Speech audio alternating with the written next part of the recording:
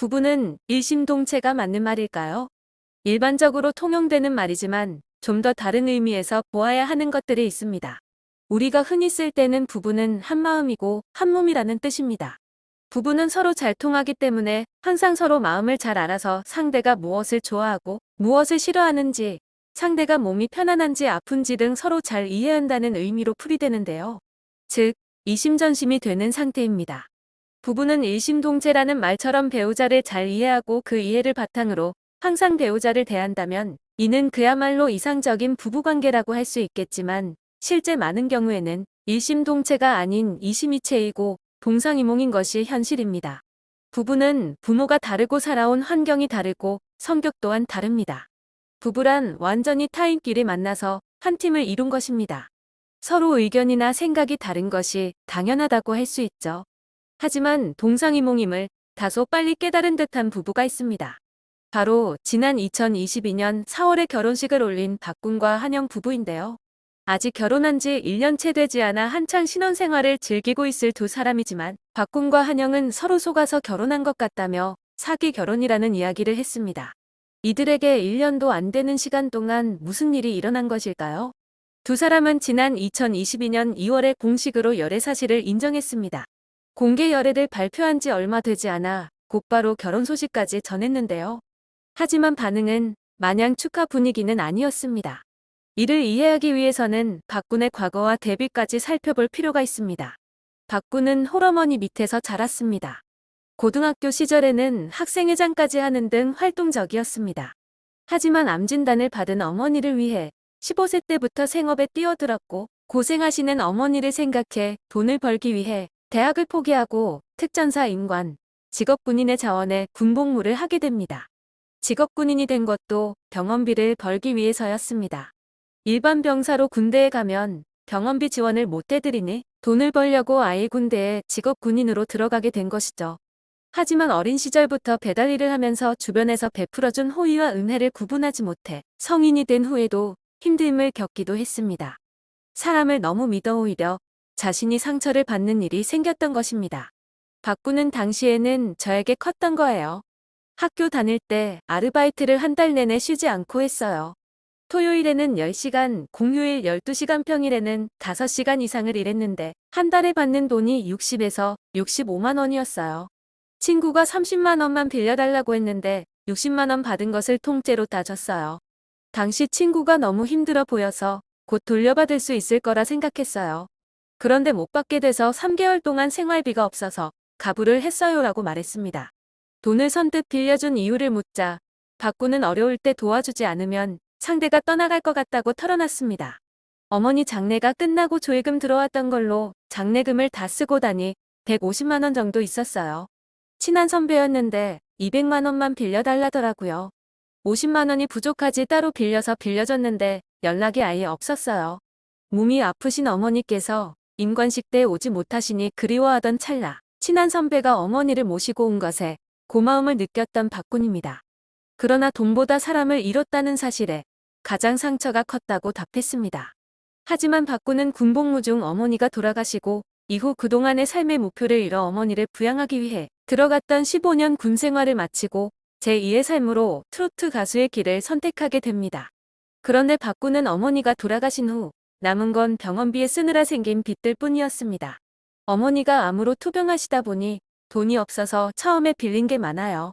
하사 임관하고 대출받은 것도 있고 그런 걸 갚다 보니 빚이 생겼어요.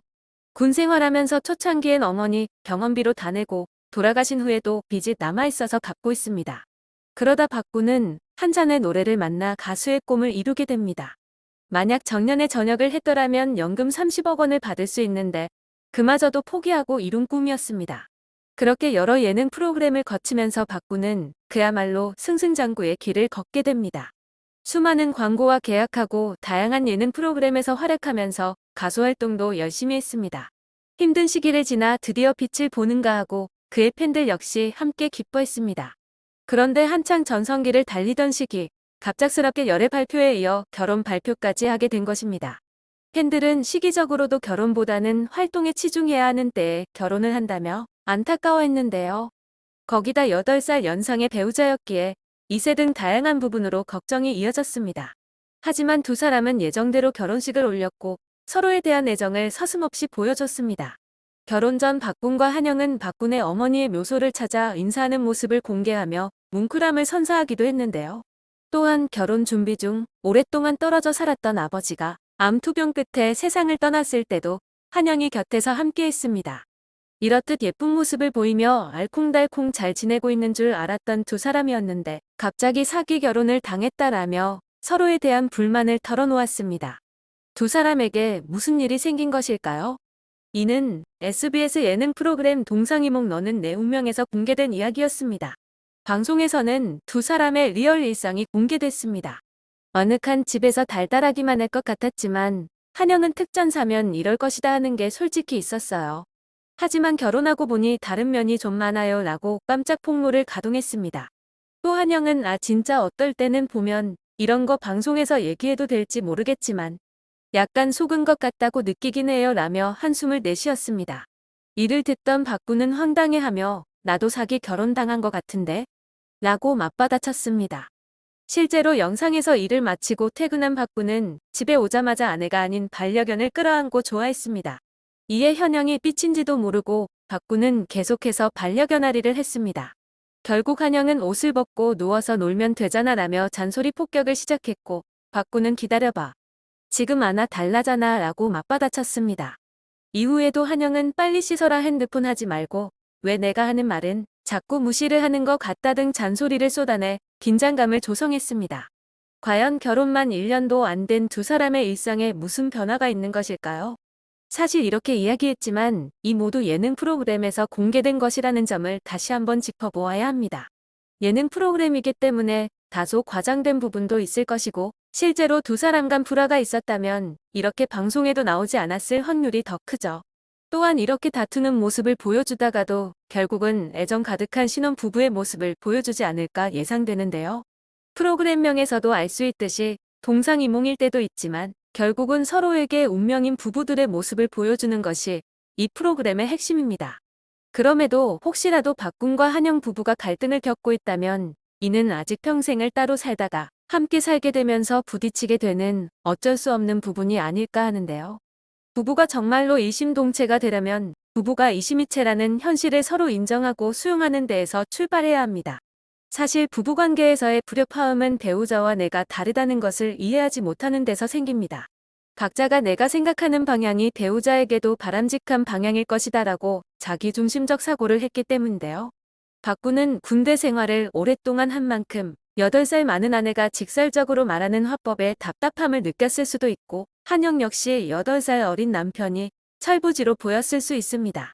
하지만 이 또한 시간이 지나며 서로에 대해 알게 되고 이해되는 부분이 생기며 맞춰가게 될 것입니다. 서로에 대한 배려와 이해로 더욱 끈끈한 사랑을 견고하게 다지면서 서로를 의지하며 백년해로 하는 부부가 되길 응원하겠습니다.